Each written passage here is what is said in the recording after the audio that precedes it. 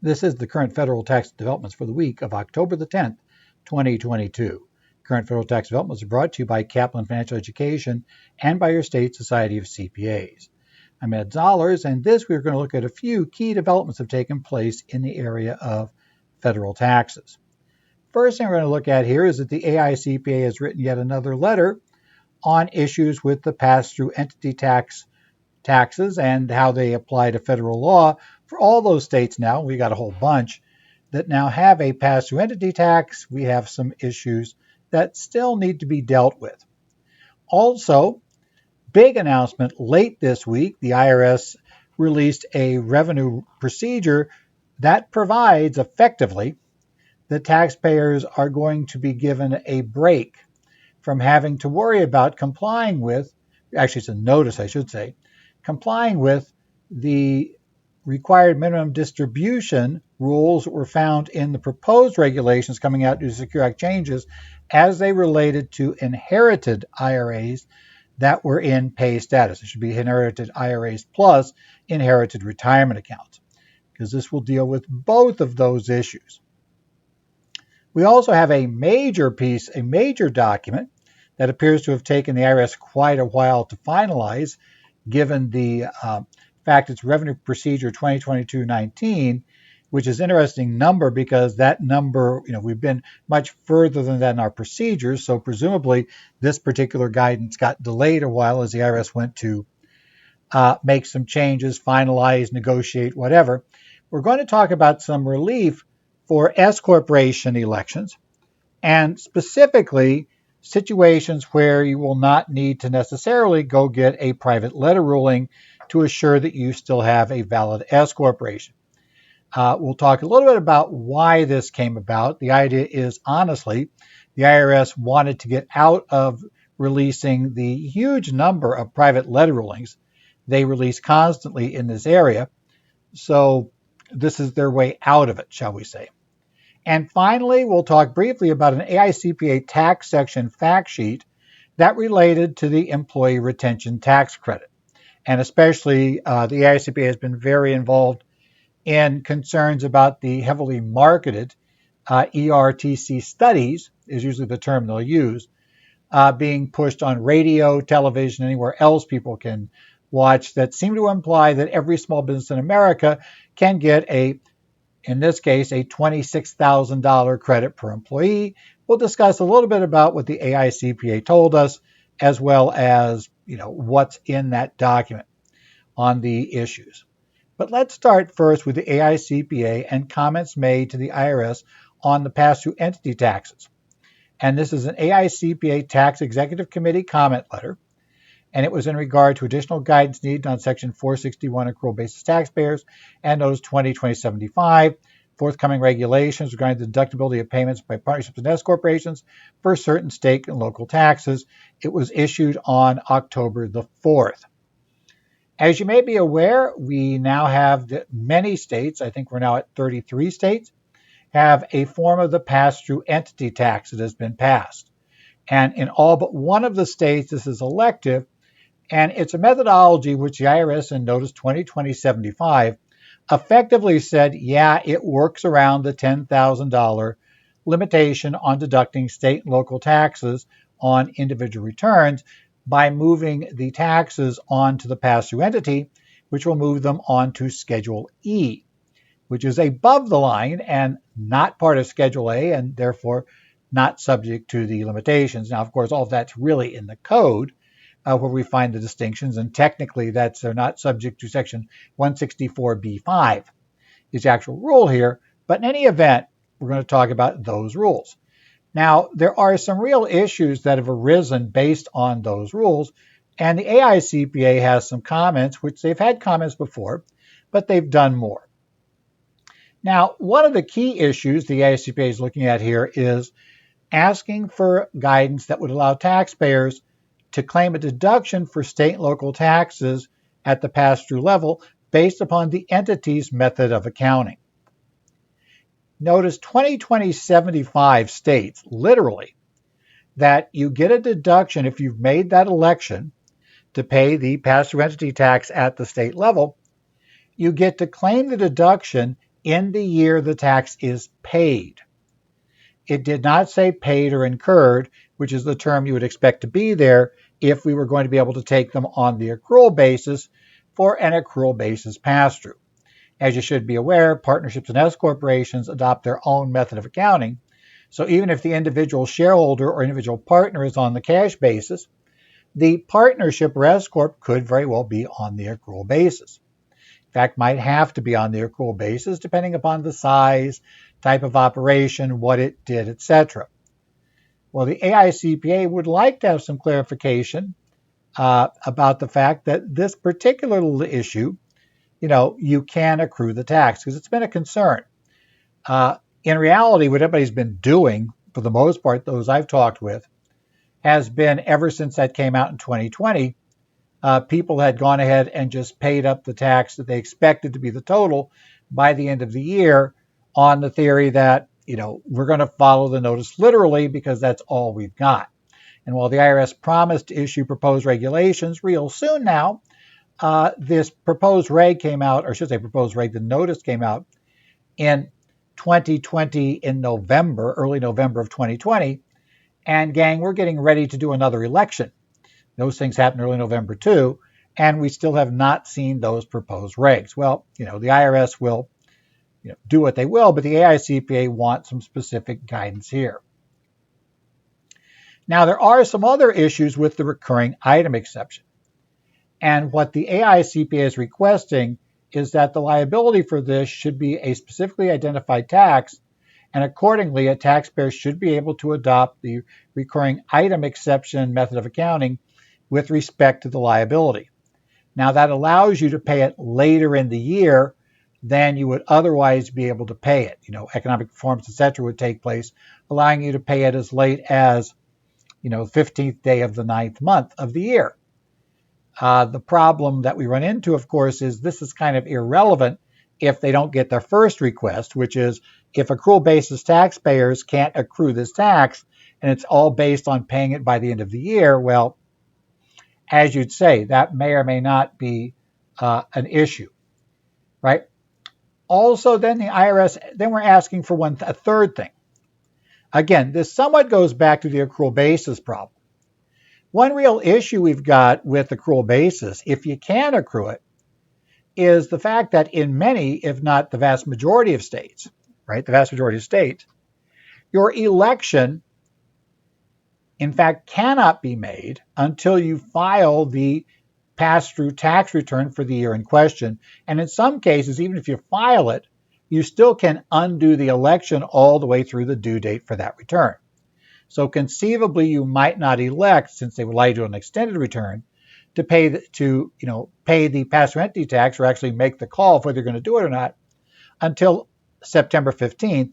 Even if you know you're going to do it, the reality is you can't actually take the step that would require you to pay the tax until the return is due. Now, there are some states like New York that do require an early election, so this wouldn't be a problem in those states. But in other states, now, the AICPA would want to have this clarified. And what they're going to ask for here is an entity that is unable to make an entity-level election until the year subsequent to the taxable year of the imposition should be allowed to make a federal election to deduct the tax in the taxable year of imposition or the following year.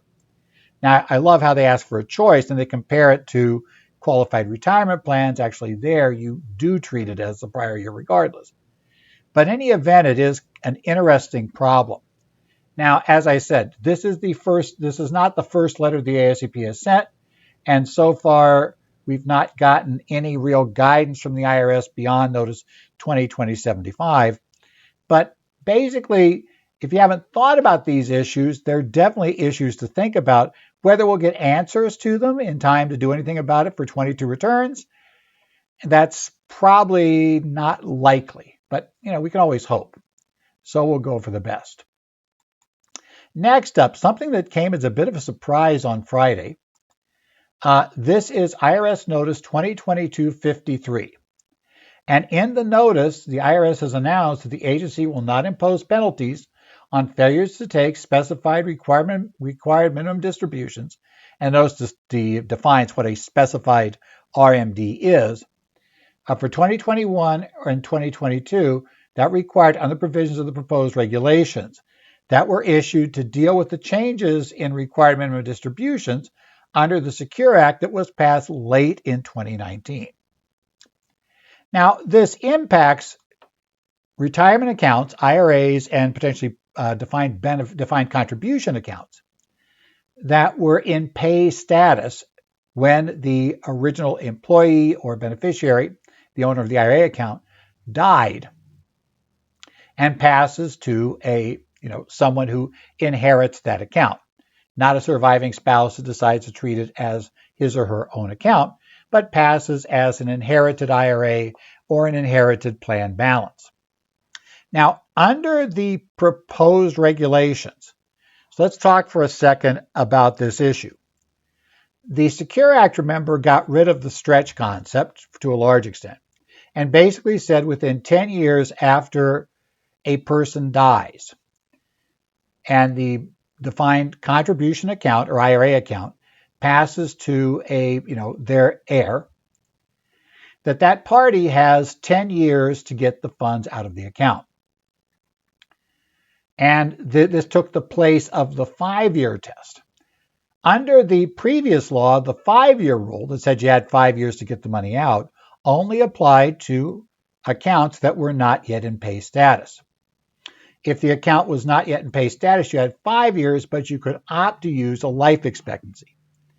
If the account was in pay status, then generally it came out over the life expectancy of the oldest beneficiary, assuming that every party there had a life expectancy. That is, there were no charities or entities or trusts or any of those things, at least trusts that aren't qualified as conduit trusts, that were beneficiaries as of September 30 of the year following the year of the death of the holder of the account.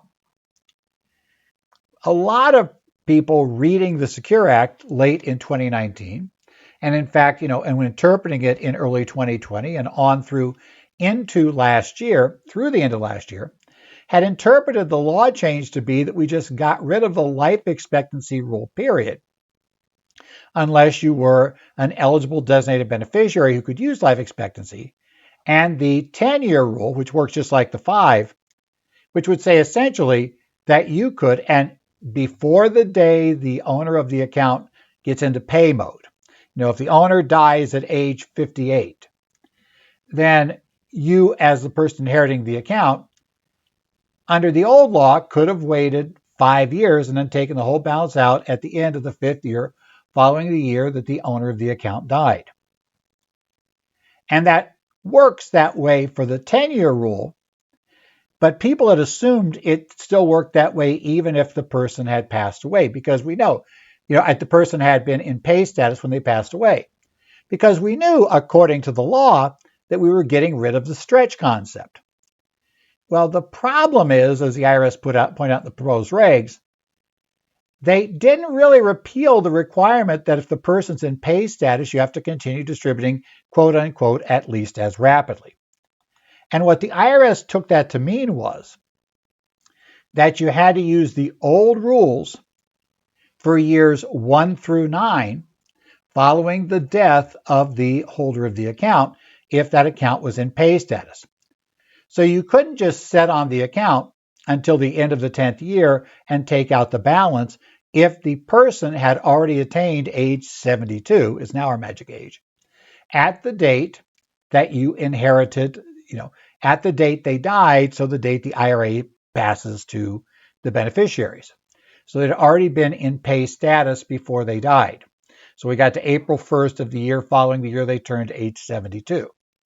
In that scenario, you have to take the distributions for 9 years. Now, a real problem with those regs is they were told that they were going to apply to 2021 distributions, which was interesting because they didn't issue these regs until late February of 2022. By that point in time, if you hadn't taken that distribution, and given, I don't recall reading many, if any, commentators thinking that you had to take a distribution in 21 in that scenario, I suspect that the vast majority of people who inherited an IRA in 2020 and who didn't just cash the whole thing out because take the money and run, which is always a popular mode for most beneficiaries of IRAs, but assuming they didn't take the money and run, they probably took nothing in that first year. And may very well, even if they did take a little something, they might not have taken enough to be that payout that should have been made. So the IRS got a lot of comments that indicated, A, that, people had read that as this 10-year rule substituted for life expectancy entirely, and B, because of that, because the IRS didn't say a word until February of 2022, obviously a lot of people did not take distributions in 21. And, the regs said, well, and all the regs told us was that, of course, they were proposed regs. So in theory, we didn't have to follow them, but you had to follow a reasonable interpretation of the law. And the regs were the only safe harbor, reasonable interpretation we had, right? Well, we didn't really have any by the end of 21, but then now suddenly we have this one. And now the problem is people got worried that they might have to justify why they didn't take one back in 21. In some cases, that caused people to actually take that distribution in early 22 and send in the document asking for waiver of the excise tax. Remember, the excise tax on failing to take the required distribution is 50% of the required distribution, so it's not a small excise tax. And some people just may have already taken their 22 distributions. Well, turns out that maybe you moved a little too fast. What the IRS announced here is first that final regulations regarding required minimum distributions under Section 401A9 of the Code and related provisions will apply no earlier than the 2023 distribution calendar year. So those regulations proposed in February of this year will not apply before the distributions for next year. And notice they didn't even commit to saying it'll apply next year. Don't jump. I've heard a few people kind of jump a little far here and say literally, yeah, we have to take them in 23. They didn't really commit to saying they're going to adopt the regs with no changes. Now, while I think that's still very likely they will do so, and they may do so before the end of this year, as we stand right now, we do not have a requirement for 23 yet. We've just been told we might have one for 23, so hold where you are. Now, what they also announced was that they were going to provide relief if anybody didn't take their distribution in 21 or 22. As they say, they're both going to provide relief to qualified retirement plans. There, the notice says a defined contribution plan that failed to make the specified requirement distribution will not be treated as having failed to satisfy 401A9 merely because it did not make that distribution. Now, that is, in the worst case, a potential qualification issue for the plan, so it's nice. So retirement plans did not have to make that distribution. The bad news is we waited until October to tell everybody this, and we don't know if plans have already taken, started in motion programs to make this payment that may not be easy to reverse. As well, for individuals who failed to take that specified RMD, those are the ones to be subject to the 50% excise tax. The notice provides, to the extent a taxpayer did not take a specified RMD, the IRS will not assert that an excise tax is due under 4974. If the taxpayer has already paid an excise tax for a missed RMD in 2021 that constitutes a specified RMD, that taxpayer may request a refund of that tax. So if you're that one person who didn't ask for the waiver, which I've never seen turned down, and rather just paid the excise tax, you can file a claim for refund. Note, the IRS is not saying they're going to be able to identify that you're in that class. So if somebody did, they're going to have to do it. Now, a specified RMD for these purposes, those things that will not be penalized, and you don't have to worry about for 2021 and 2022, is any distribution that, under the interpretation, including proposed regulations, would be required to be made pursuant to Section 401A9 in 2021 or 2022 under a defined contribution plan or IRA that is subject to the rules of 401A9H, that's at least as rapid payout, right? For the year in which the employee died, right? If that payment would be required to be made to a designated beneficiary of an employee plan under the plan, if the employee or IRA owner died in 2020 or 21, and on or before the employee's or IRA owner's required beginning date, and on or after, I should say, and designated beneficiary is not taking lifetime or life expectancy payments pursuant to the, basically the beneficiaries that are eligible beneficiaries who could do that. And also, right, the same thing would be included, for an eligible designated beneficiary pursuant to 401b5 of the Secure Act. If designated beneficiary died in 2021, again, they're taking those lifetime payouts. So again, we have that relief in play this year. So if your clients, and many people have been getting very nervous, and want to, start taking those payments, you can back them off the ledge now. You can tell them that if they're in that position, it won't be required. Now, be very careful here. Remember, this doesn't excuse people who, if somebody died, if the IRA account holder died in 2019, 18, 16, no, those distributions not affected. They were still supposed to take the distributions. It has to be somebody who would have been under the Secure Act rules, which would mean a death in 2020 or 21, well, 22 as well. But again, remember, if they die in 22, you have to take the decedent's required distribution for this year, but we don't have to take the distribution for the beneficiary. So, that's fine. But we do have that issue. Keep your eye on this to see if the IRS takes the regs final, what they say and when they do. We would hope they would take the regs final sometime, at least tell us earlier in 2023 if we're going to need to do this or not. But this is where we stand right now. So major development, and it was done like on Friday afternoon. Another thing that popped up rather late, in fact, technically, I believe it's being published on Monday, is Revenue Procedure 2022-19. And this is issued, it's going to be published on the 11th of October. That's technically Monday, right? It's going to be, I believe, an Internal Revenue Bulletin on that day. Now, as I said, it's interesting because this revenue procedure has a lower number than other procedures we've seen. So it's kind of interesting that it came out. It would appear that it might have been one that was being negotiated, shall we say, currently. We were negotiating out the deal to figure out what's going to happen here. But this is meant to deal with S corporations that have, well, we're not sure if they have a valid S election, either because they botched it initially or something has happened in the interim that we believe might have killed the S election.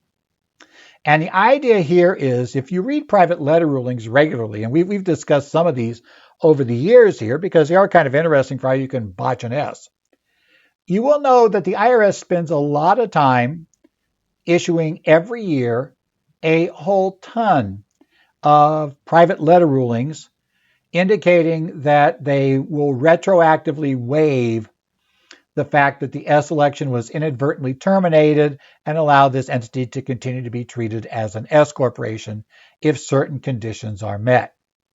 Well, now we're going to have, the IRS is saying, look, we're kind of done with this. We don't really want to deal with this anymore. So what we're going to do is, for 6 categories, we are going to define ways that you essentially can have the problem solved. Or maybe not solved, but at least put it this way. We're going to say that under the law, we're going to grant you this as long as you meet certain conditions. And we're not going to issue a PLR on this any longer, private letter ruling, because, it takes too much time. We don't want to do it. I know we get fees for it, but we don't care. We don't want to keep doing these. We want to get out of these. Now, I had been told by some people that do due diligence in S corporation structures a number of years ago, the IRS was thinking of releasing just such a procedure. that they were trying to get a self-certification program in place. Because when these tend to happen, let's be honest about when they tend to happen. They tend to happen as part of a due diligence review done by a potential buyer of, the business. And so a buyer comes in, public company, and they start looking to make sure there's no skeletons in the closet. They're not, buying into a bunch of problems. And one of the things they tend to look at here, if the entity is an S corporation, is they bring in specialists who may come from a national or international accounting firm to do this due diligence, who are going to look to see if there are tax problems. And one of the tax problems is, do we have a valid S election? Is there a problem with our S status? And quite often, they discover potential problems. Now, I say potential because somebody's going to say right away, wait, I have been doing this for 35, 40, whatever years, and I have never had the IRS come in. Even when they examine an S corporation, I've never had them come in and look at these details and tell me we didn't have an S anymore, right? They never notice any of this stuff. None of this comes up. So it's not real world. Yes, that seems true until the due diligence team arrives. Public companies do not like to take over problems or even potential problems. And unlike many of us, CPAs unfortunately seem to love to try to step in and take ownership of a problem they had nothing to do with. That doesn't really make you a hero. That makes you a chump. But okay, understand that. To solve a problem, I don't mind helping somebody deal with the problem, but to take ownership of the problem, which is what you end up doing when you ignore it and you say, oh, don't worry about it, it'll never be raised, it's no issue. If it becomes a problem down the line, you just took ownership of the problem and you're now going to be liable for the consequences, which in these cases has tended to be paying for a private letter ruling, which includes not only the fee to the IRS, but also because obviously you fouled this up. So we're not going to let the CPA or attorney that worked on this initially handle this. We'll go ahead and we'll have the specialists from the National Office of the International Accounting Firm take care of this PLR request, and they'll bill nicely hourly, and the bill will be presented to the whoever was involved, the CPA, attorney, EAs involved in the accounting for this thing over the years. So yeah, that's how it goes. So let's talk about those things that have been cleared. And there are 6 categories. The first one is which agreements and arrangements with no principal purpose to circumvent the one class of stock arrangement. And what they're talking about here is they describe the basic one class of stock rule. And when they discuss this, we have to kind of look at this. And they actually describe more in the first part of the procedure. And one part of it will come up at the very end in number 6, and the other parts now. But there really are 2 places you could have a problem with the one class of stock rule.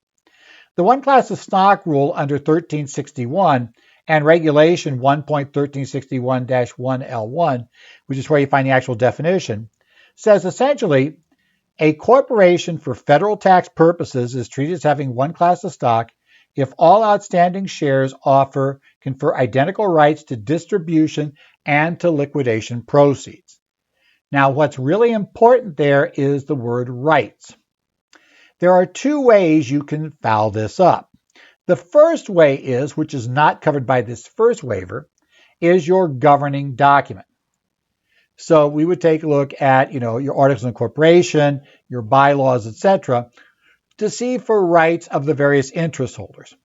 If you have, let's say, voting and non-voting stock, voting and non-voting doesn't cause you a problem because the federal law rule doesn't look at that as defining a, class of stock. So essentially, don't violate the one class of stock rule, even though for state law purposes, those are 2 classes of stock, for state corporate law. However, what we do worry about is rights. And the way we've seen this go south in those documents has been where somebody grabs the boilerplate corporate agreement and they say, oh, we want to have non-voting stock too, because I read we can do that with an S corp, which we can. So they just grab a boilerplate corporate structure that has, 2 classes of stock, voting and non-voting, but they fail to notice that the board is given the power to separately declare dividends for each category. Well, gang, you have two classes of stock now because it doesn't matter if you never pay the differing dividends. What matters is the fact that the right exists, and right's the problem. So rights are what matter here. As we'll discover later, actually paying differing, basically paying dividends that aren't the same, that doesn't really cause us a problem. But what does cause a problem, if in fact the law says they need to be the same, because the problem is if the law says they can in any situation be different. The other way we run into a problem on this is when we have a limited liability company that attempts to operate as an S corporation. So we have a single member LLC, it makes an S election. That's no problem because obviously there's only one owner. That owner has the same rights, right? He or she gets everything in liquidation and every distribution. So that's easy. But if they take on a second member, now suddenly we may have a problem. Because if you're using an LLC operating agreement based on the partnership assumption, it's going to be taxed as a partnership, that has the 704B language in there, almost certainly that makes it not an S corporation any longer, because that sets up situations where the rights could differ for distributions and ultimate liquidation. And we can't have that. So that's a problem. But the other way you can do it is have other agreements and arrangements. And the IRS notes that the regulations identify other agreements and arrangements between or among an S corporation shareholders that may or may not be treated as a second class of stock, depending on part whether a principal purpose of the arrangement or arrangements was to circumvent the one class of stock. And things that could be used that way would be buy-sell agreements among the shareholders, agreements restricting transferability, and redemption agreements, right? Various other things could be involved. Now, this one deals with that because what happens is, the party comes in, they get concerned about that, and now they want to have some, we see this buy-sell agreement. Well, does it really qualify or not? And so they end up wanting a private letter ruling. The IRS is going to get rid of that issue. What the IRS now says is agreements and arrangements that are described in the regulations mentioned in that description, you can see it in a write-up where it's there, are not governing provisions and are not treated as a second class of stock so long as there is no principal purpose. Principal purpose means the major overriding purpose to use the agreement as a means to circumvent the one class of stock rule. Accordingly, the IRS will not treat an S corporation as violating one class of stock requirement as a result of an agreement or arrangement identified in the regulations that does not have principal purpose to circumvent the one class of stock requirement. Because entering into these arrangements will not result in termination of that status, the taxpayers do not need to seek relief from the IRS.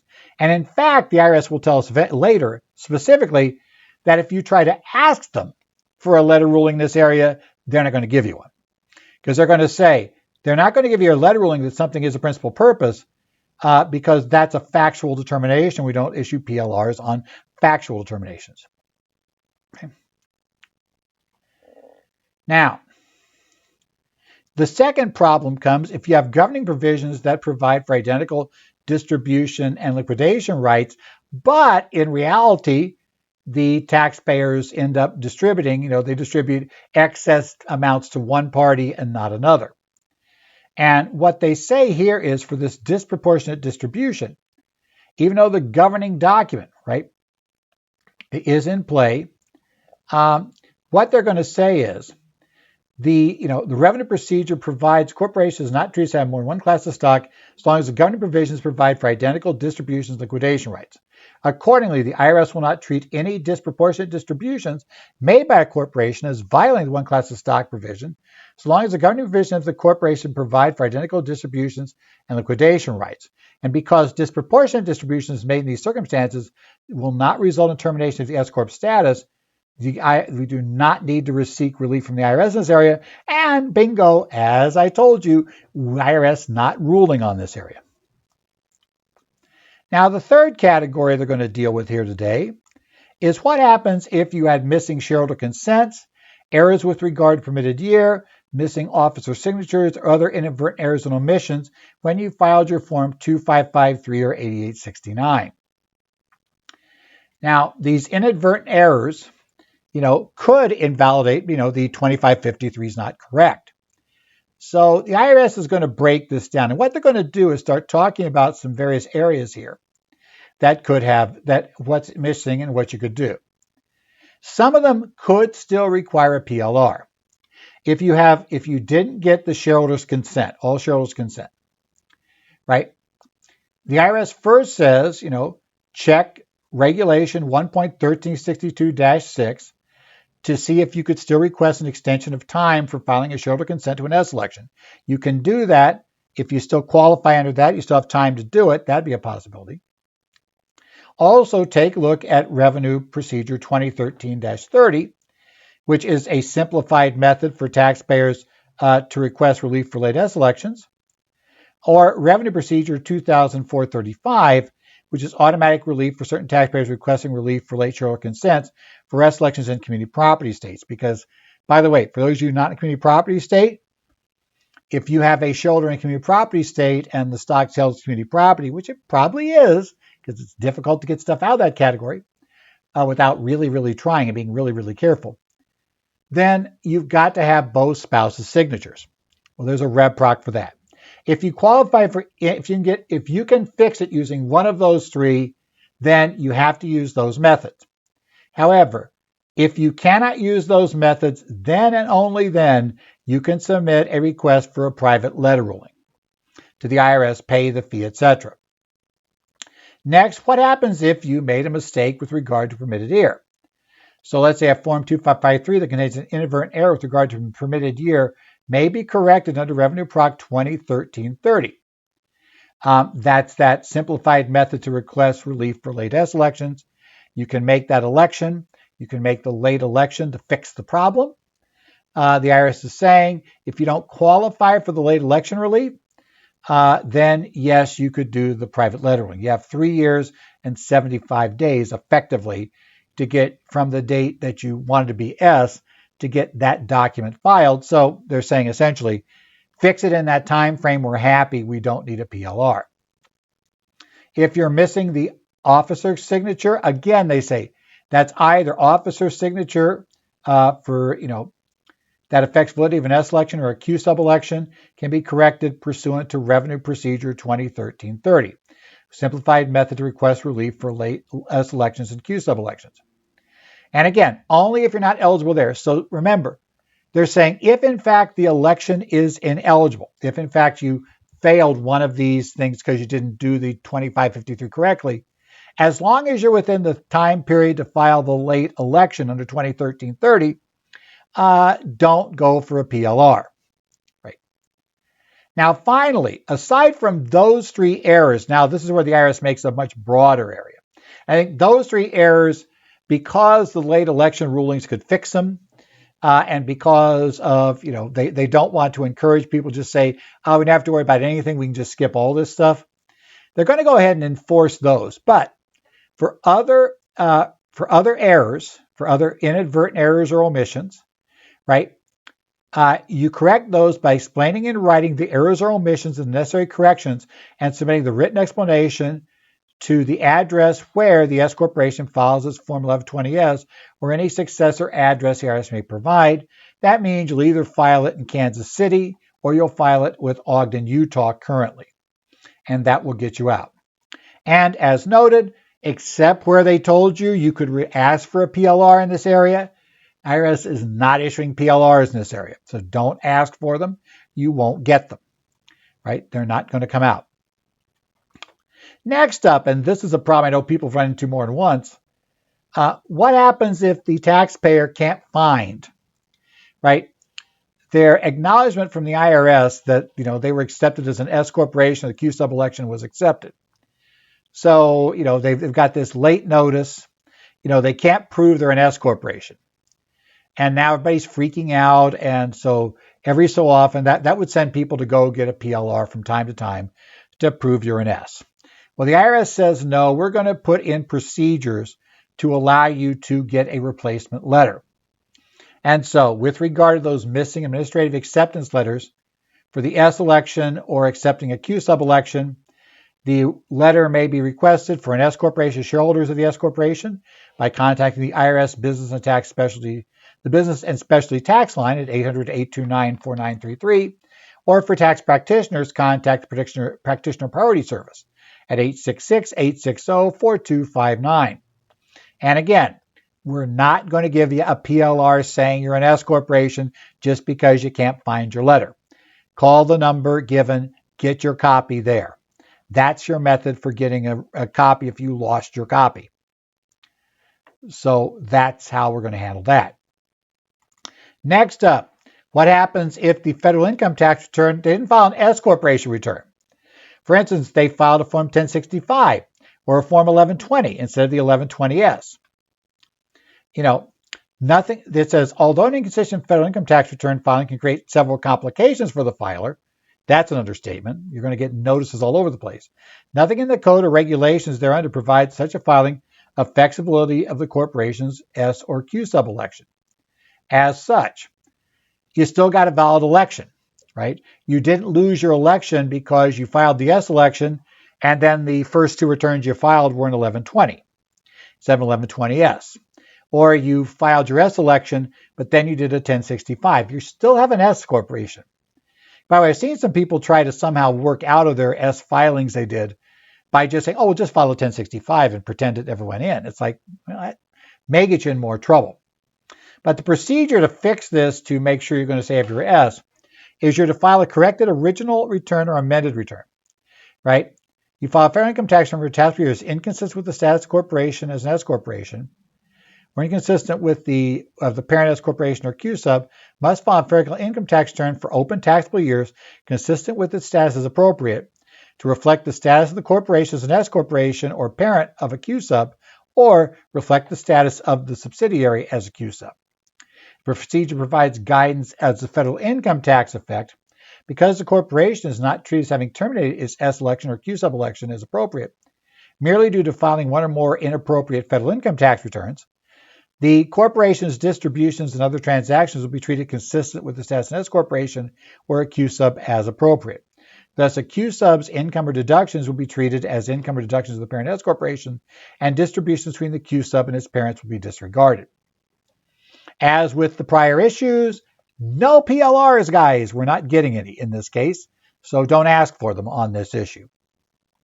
Finally, there's a much more complicated set of rules for retroactively correcting one or more non-identical governing provisions. Remember I said where it turns out that your operating agreement your operating agreement for the LLC or the articles of incorporation create equity interests that have differing rights or could have, even though we never use them. In this case, it becomes a much more complicated set of rules. I won't go through them in detail here. This is where you break out the notice and start finding when you're going to do that. If you qualify for this, you can get retroactive fixes. If you don't, you can still go for a private letter ruling. But most people should qualify for the retroactive fix if in reality, nothing bad ever happened. Nothing happened that was inconsistent. We just have bad documents. And so you can send that through and get that done. They tell you how to do it. There are statements to attach. They actually have example statements at the end of the ruling that you can attach to the returns in question to get this relief. So again, if you have that situation where you're reviewing the operating agreement or you're reviewing the articles of corporation and you discover that, oh man, there are two classes of stock outstanding, in this case, and I don't care that we've never made distributions that aren't equal. It doesn't matter. That's not the key. It's rights here that are involved. So for that reason, you'd want to go and follow this. Now, there are some special rules if you have a request in play now, whether you can, especially for these inconsistent agreements, you can either decide to carry that forward or not. But as we said, don't be surprised if you're looking for ones that aren't covered by the option, or if you send one in now, send one in next week, that the IRS just returns that to you. Because remember, the key issue is the IRS will not now issue private letter rulings in areas where this offers automatic relief. That's probably going to be a sad thing, I suppose, for some of the people that do the due diligence, because that means they're not going to be able to go get paid for doing private letter ruling requests left and right at this point. But the other problem I'm sure some people are going to have is, like when we talk about those other devices, other documents, other contracts, there will be no way to get the IRS to say, yep, that's not a problem. The IRS is going to say, well, either, if in fact the principal purpose wasn't to avoid the one class of stock rule, then, hey guys, there's not, you didn't lose your election, so there's nothing for us to rule on. And if it is a mechanism for that purpose, then guys, sorry, that's a factual determination, but you're not going to get relief. But we're not going to make a factual call on a PLR. I do believe the IRS was concerned that in some cases, they were effectively here being asked to make factual determinations. So they're backing out of that with this revenue procedure. So be aware of that. It is here something today. It was issued on the 11th of 2022. If you look at the slide, it says 19. Going back in time, pre-COVID, whatever. But no, it is this case. 10/11 of 22 is when this comes out. Finally, the AICPA, if you haven't been following, the AICPA's tax division especially, has been very concerned with some of the marketing being done by certain mills who are attempting to, get everybody to file an employee retention tax credit claim. And as those of us, we've talked about that on this program in the past, about the employee retention tax credit when it qualifies for the no living relative rule and various other structures.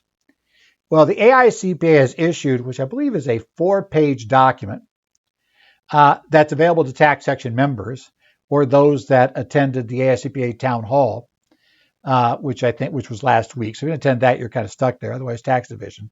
But tax division members can download it. Why it's interesting is because it is a document issued with the AICPA name on it that specifically addresses certain key issues that people are going to be hitting if your clients are getting heavy marketing from employee retention credit shops who are suggesting that your CPA doesn't know anything, your EA doesn't know anything, your attorney doesn't know anything. I love the lines they're doing now. Oh, there are new developments in this area. Gang, nothing new's happened. Nothing new's happened in the past year in this area. The only thing that happened was they cut off the program early, right? Remember last year, in the tax bill at the end of last year, we cut the program off, so it didn't work for the fourth quarter. That's the only thing in the last year that's happened, right? And that didn't suddenly make more people eligible, guys. It made less people eligible, right? So there's nothing that made more people eligible despite what every one of these shops on the radio ads seem to be saying, right? That's kind of how it works. But a couple of things I want to point out that the AICPA specifically says. The AICPA picks this up and talks about whether or not a statement is fact or fiction.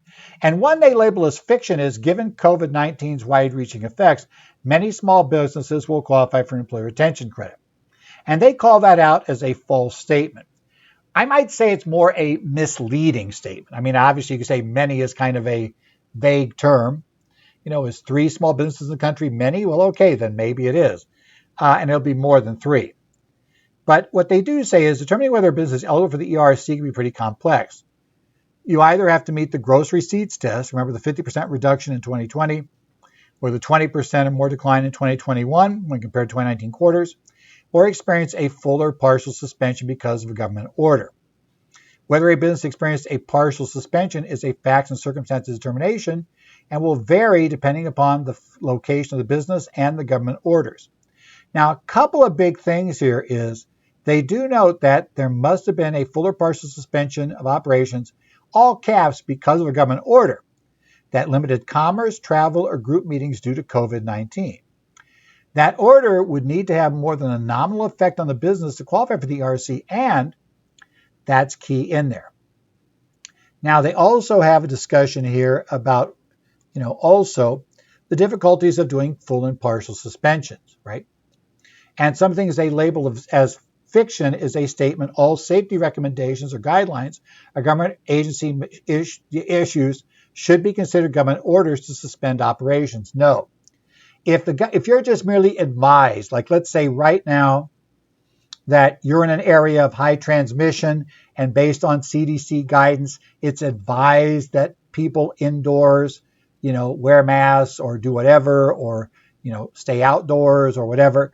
If it's recommended but not required, then it doesn't count. If the governor recommends that people not dine indoors and that restaurants not have indoor dining, but doesn't prohibit it, it doesn't count. Recommendations don't do it. As well, they come out very straight and say this: no federal order during 2020 or 2021, had to be during there to qualify, because those are the only periods you could qualify during, would qualify a business for the ERC. It has to be a state or local order that you need to identify, including beginning date, ending date, nature of the restriction, and why it had more than a nominal effect on your business. Those are all things you got to carry. They also lay fiction: my business experienced supply chain disruption, which means it qualifies for the ERC. Merely experiencing a supply chain disruption, even if it was somehow related to the pandemic in some form, right, wouldn't be sufficient to qualify unless all of the following criteria are met. Your supplier cannot make deliveries of critical goods due to a qualifying government order, which, again, based on the previous discussion, would have to be a state or local order that you can identify, point out, show it to me, and show me the beginning and ending dates. You also have to show, though, if you're going to rely on your supplier, that you could not get those critical goods from any alternative supplier. Not just that you didn't want to because you're good buddies with this guy, but because you absolutely couldn't. There was no way to replace those. This is the only person that makes this particular part, this particular item that you need. That's what has to be there. And you must experience a more than nominal effect from the issue. Again, it's got to be something. The fact that I couldn't get, let's say, whatever that supply might be for this, I couldn't get a certain color of paper that I like to use for handouts in my CPE courses. I couldn't, oh man, I can't get that, mustard colored paper. Oh, that's such a, so I had to stop using those handouts. And that was a more than, no, it's not a more than nominal effect. First thing is alternative supplies were available with other colors, presumably even mustard, probably I could get. And I know I don't use mustard handouts. And then number two, would it really have more than a nominal effect if I just can't hand out the mustard colored things? Probably not. So there we go. My business qualifies for the ERC because employees and clients had to wear masks? No. Generally does not qualify for full or partial suspension. You've got to show why those people wearing masks had more than a nominal effect on your business.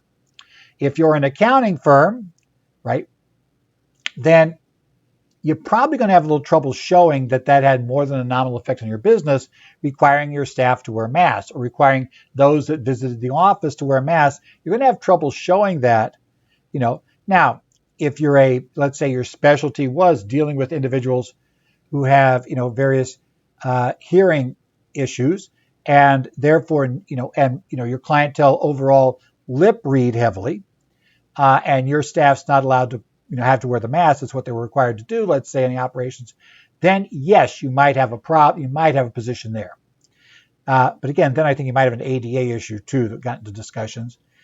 Literally got shipped for purposes for using in a lecture, which I never used, but actually had a mask that had basically plastic in the center front so that they could see your lips move if need be. And my business was in a location where there was a stay-at-home order, and I adjusted operations based on this. This automatically means I claim the ERC. Also false. Any voluntary action a business takes is not going to deal with this. And if you were allowed to stay open, but your customers, because of fear of COVID, concerns, etc., just didn't come, well, that impact should show up on the revenue test.